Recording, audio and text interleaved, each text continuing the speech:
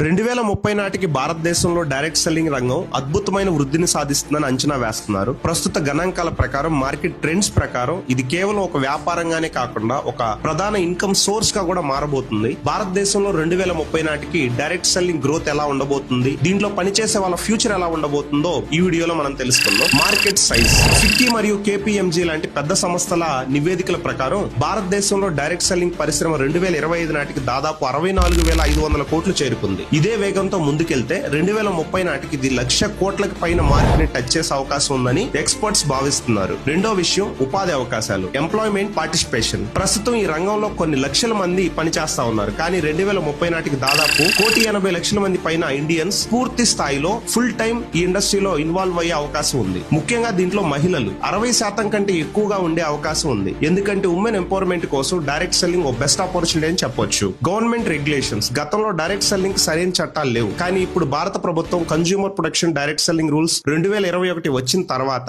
ఈ చట్టాలు చాలా కఠినంగా ఉండడం వల్ల మోసపూరిత కంపెనీలు, మనీ సర్క్యులేషన్ స్కీమ్స్ ని మెయింటైన్ చేసే కంపెనీలన్నీ కూడా క్లోజ్ అయ్యి నిజమైన ప్రొడక్ట్ బేస్డ్ కంపెనీస్ లో ప్రజలు జాయిన్ అయ్యి పని చేస్తారు. అండ్ ఆ కంపెనీస్ కి గౌరవం, నమ్మకం కూడా పెరుగుతుంది. 2030 నాటికి ఇది అత్యంత సేఫ్ ఆపర్చునిటీ కెరియర్ గా మారబోతుంది. దీని యొక్క మెయిన్ గ్రోత్ కి కారణం డిజిటలైజేషన్. సోషల్ మీడియా ఎక్కువగా జనాలు యూజ్ చేయడం వల్ల ప్రొడక్ట్స్ ని ప్రమోట్ చేయడం గానీ, టీమ్ బిల్డింగ్ గానీ చాలా సులభం అయిపోయింది. హెల్త్ అండ్ వెల్నెస్ కి పెరిగిన డిమాండ్. డైరెక్ట్ సెల్లింగ్ లో ఎక్కువగా హెల్త్ సప్లిమెంట్స్ ఉంటాయి. ప్రజల ఆరోగ్యం పట్ల అవగాహన పెంచడం వలన ఈ యొక్క ప్రొడక్ట్స్ కి ఒక మంచి డిమాండ్ పెరగబోతుంది. 2030 నాటికి జనాల్లో హెల్త్ అండ్ వెల్నెస్ పైన ఒక మంచి అవేర్నెస్ రాబోతుంది. ఆర్గానిక్ ప్రొడక్ట్స్, కెమికల్స్ లేనటువంటి ఆర్గానిక్ ప్రొడక్ట్స్ ని, నేచురల్ ప్రొడక్ట్స్ ని యూజ్ చేయడానికి జనాలు ఎక్కువగా ఇంట్రెస్ట్ చూపిస్తున్నారు. ఇక్కడ గుడ్ న్యూస్ ఏంటంటే డైరెక్ట్ సెల్లింగ్ కంపెనీస్ ఎక్కువగా ఈ ప్రొడక్ట్స్ ని ప్రమోట్ చేయడానికి సిద్ధపడుతున్నాయి, ఆల్రెడీ చేస్తూ ఉన్నాయి కూడా. భవిష్యత్తు కోసం సిద్ధంగా ఉండాలి, డైరెక్ట్ సెల్లింగ్ లో మీకు మంచి ఫ్యూచర్ ఉండాలంటే టెక్నాలజీని వాడడం నేర్చుకోండి. పాత పద్ధతుల్లో కాకుండా Zoom calls, WhatsApp marketing, video content create చేయడం, చిన్న చిన్న వీడియో